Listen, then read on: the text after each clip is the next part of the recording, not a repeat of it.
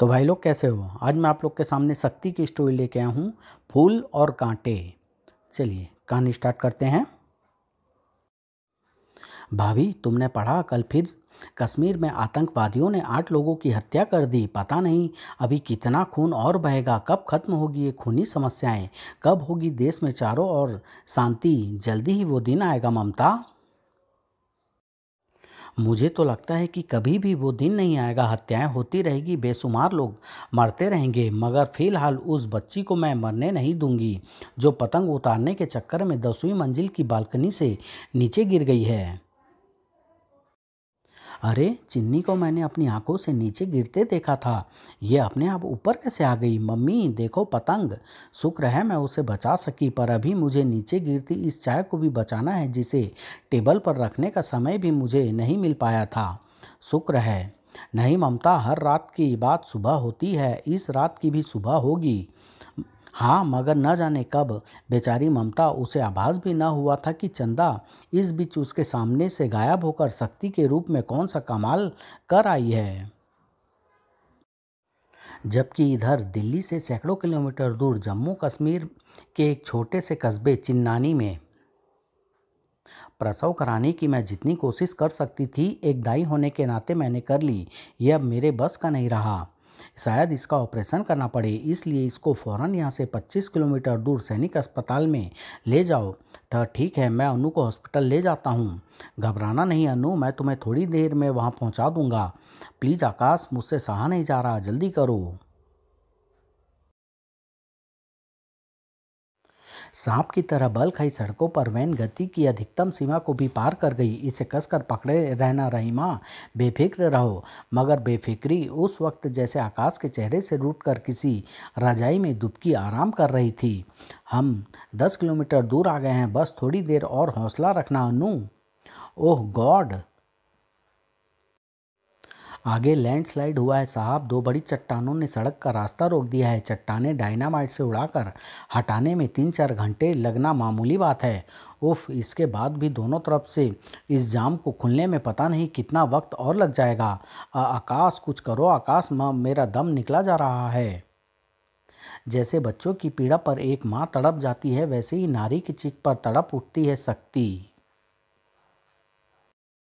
तब वह संकटग्रस्त नारी की मदद को तुरंत आ पहुंचती है। उफ, मैं क्या करूं अनु, मेरी कुछ समझ में नहीं आ रहा। ओह, तो यह बात है, स्थिति गंभीर तो है मगर शक्ति के लिए नहीं। शक्ति उस वैन को उठाकर हॉस्पिटल ले जाएगी। कमाल है, वैन कैसे उड़ गई? मेरा ट्रक क्यों नहीं उड़ा बादशाह? ओह नो, ये क्या हो रहा है? ये वैन कैसे उड़ने लगी? मैंने वैन के नीचे कोई चमकती आकृति देखी है। वैन को उसी ने उठा रखा है। नादान थे ऐसा कहने वाले लोग। अज्ञानता के शिकार शक्ति की शक्ति को कहाँ पहचान पाते। जबकि इधर आकाश का मुंह विस्फारित अंदाज में खुल गया था। ओह नो, ये तो हम सैनिक अस्पताल आ पहुँचे। या वहाँ प्रकट हुई शक्ति। जाओ, अपनी पत्नी को जल्दी से अंदर ले जाओ ताकि इसे वेदना से मुक्ति मिल सके। हाँ, मगर तुम कौन हो? नारी शक्ति की आवाज़।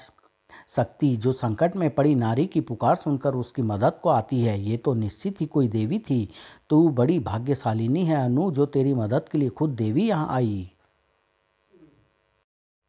थोड़ी देर बाद, मिस्टर आकाश, यू आर लक्की। अगर इन्हें यहाँ आने में ज़रा भी देर हो जाती तो बच्चा व माँ दोनों की जिंदगियाँ खतरे में पड़ जाती। पर अब घबराने की कोई बात नहीं। Oh thank you doctor, operation ठीक ढंग से हो जाएगा, बस तुम ये कुछ दवाएं ले आओ। आकाश के चेहरे पर जैसे इसी वक्त इत्मीनान ने दस्तक दी थी। आकाश वैन लेकर हॉस्पिटल से बाहर निकला। मैं उस देवी शक्ति को नहीं भूल सकता, पर उसने धन्यवाद तक कहने का भी मुझे अवसर नहीं दिया। ओह, ये क्या? ट्रक अचानक सड़क को घेर कर खड़ा हो गया है। मगर वह ट्रक नहीं हटा। आकाश को उतर कर वहाँ आना पड़ा। क्या बात है, ट्रक क्यों रोक दिया? हॉर्न सुनाई नहीं पड़ रहा क्या? तभी वह सब बिजली की सी गति के साथ हुआ। अब जो कुछ होगा उसके बाद तुझे भी कुछ सुनाई नहीं देगा। ये क्या, कौन हो तुम? खबरदार कोई बीच में ना आए वरना मारा जाएगा। लॉयन लिबरेशन फोर्स यानी LLF का नाम सुना है ना? तू IAS ऑफिसर है। तुझे छुड़ाने के लिए सरकार हमारी मांगे जरूर मानेगी। हम उसी के शेर हैं। हमने तुझे किडनैप कर लिया है।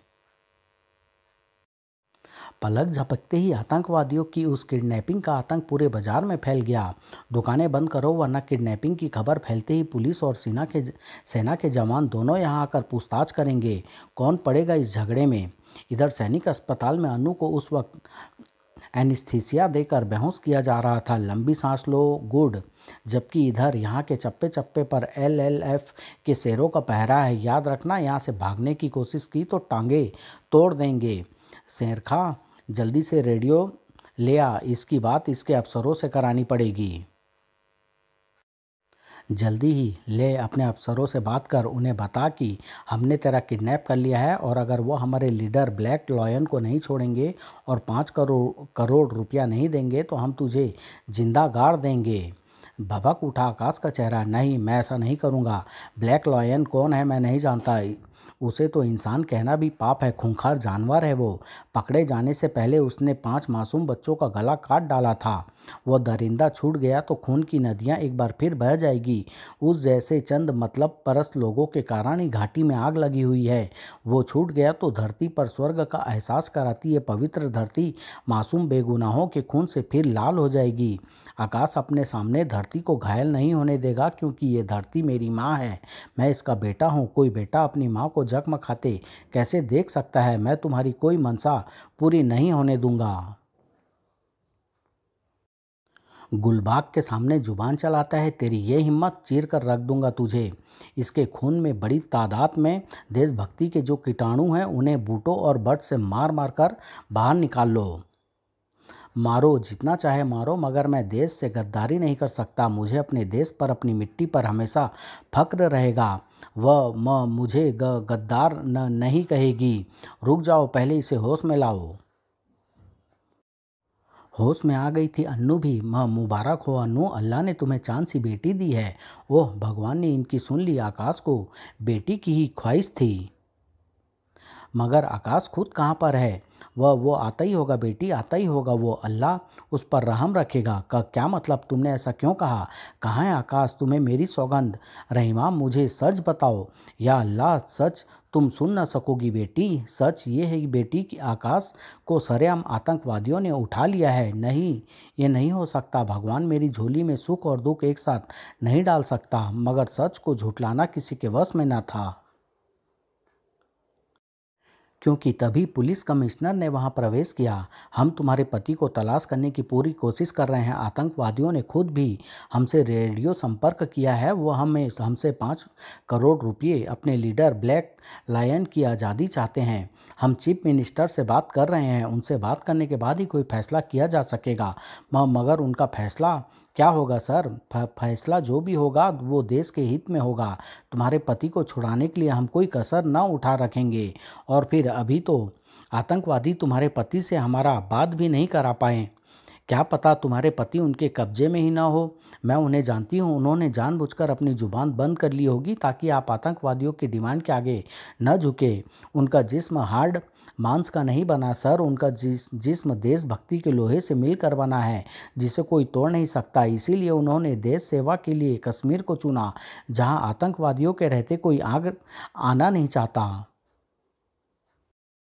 7वें दिन राज टाइम्स। आईएएस अफसर मिस्टर आकाश को एक पहाड़ी गांव पोरवाल में बंधक बनाकर रखे जाने के सबूत मिले। पुलिस ने पूरे क्षेत्र की घेराबंदी की। छुटपुट गोलाबारी। पुलिस की ये घेराबंदी मुझे समझाने के लिए काफ़ी है कि सरकार ने आतंकवादियों की डिमांडें ठुकरा दी है। अब अगर पुलिस उन पर हमला करेगी तो वे दरिंदे आकाश को भी जिंदा नहीं छोड़ेंगे। मगर मैं ऐसा होने नहीं दूंगी। आज फिर एक सावित्री अपने पति को यमराज के हाथों से छीन लाने के लिए निकलेगी। हे माँ, मुझे शक्ति देना माँ, वरना मेरा तुझ पर से विश्वास उड़ जाएगा। सिर्फ 7 दिन पहले खिले उस फूल को साथ लेकर कांटों से जख्म खाने निकल पड़ी थी अनु। अरे ये कौन औरत ट्रॉली पर चढ़कर उस पहाड़ी की ओर बढ़ी जा रही है। रोको उसे। ये तो अनु है, आकाश की पत्नी, और इसकी पीठ पर तो इसका नवजात बच्चा भी है। ओह भगवान, ये औरत तो पागल हो गई है। ऊपर से आतंकवादी कभी भी गोलियां चला सकते हैं। रुक जाओ बेवकूफ़ औरत, जिंदगी और मौत भगवान के हाथ में है या आतंकवादियों के हाथ में, यह आज साबित हो जाएगा।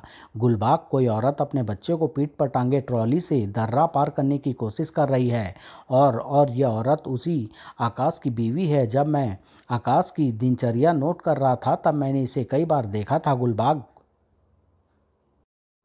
तब तो हमारा काम बन गया। उस कुत्ते को यहाँ लाओ, अब वो ज़रूर अपने अधिकारियों से बात करेगा जल्दी ही।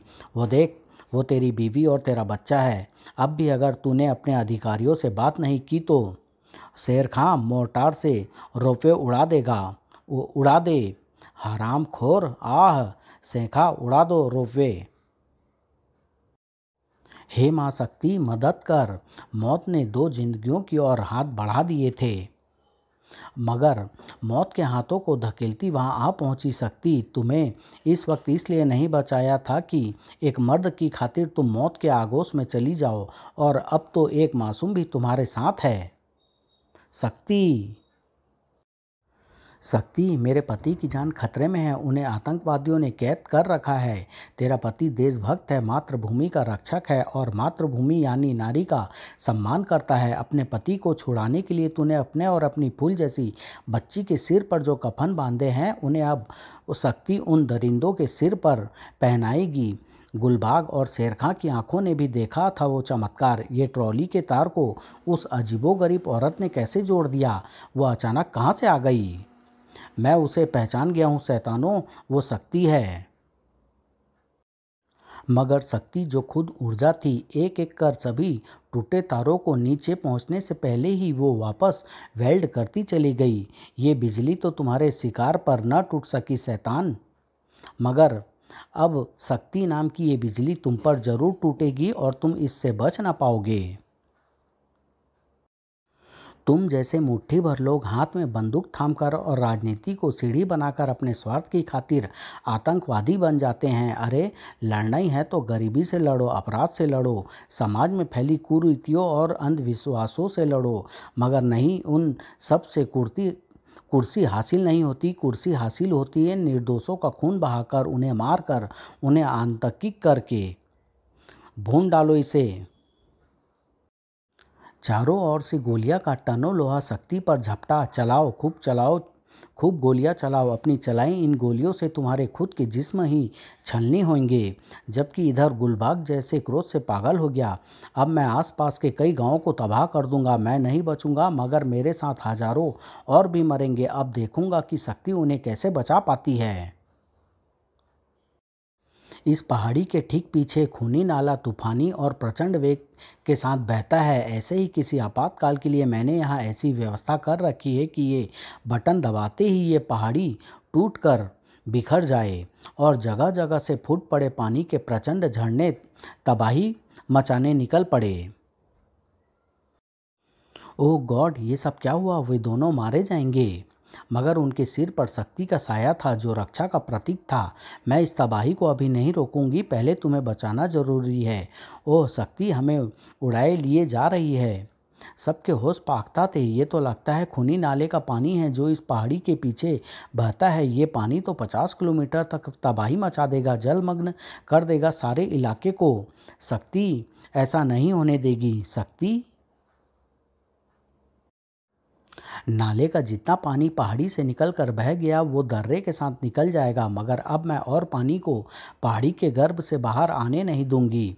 धरती के गर्भ से लोहे के कणों को खींचकर मैं इन दरारों को लोहे से भर दूंगी जिनसे अनियंत्रित होकर पानी बाहर आ रहा है। इस प्रकार पहाड़ी के पीछे बहते खूनी नाले का पानी अपनी जगह पर ही बहता रहेगा।